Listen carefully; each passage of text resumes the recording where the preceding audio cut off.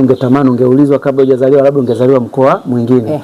Kwa hiyo ukasema kwamba si katika matashi yetu. Yes. Manake matashi kwa vyovyote vile kadri ya imani yetu ni mpango wa Mungu.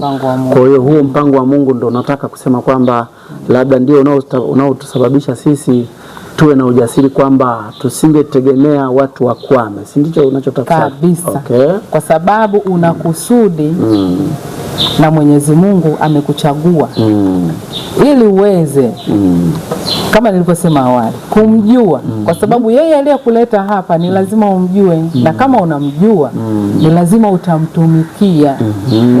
Na ukimtumikia yani utampenda, na ukishampenda utamtumikia. Sasa unawajibika kwake. Unawajibika kwake.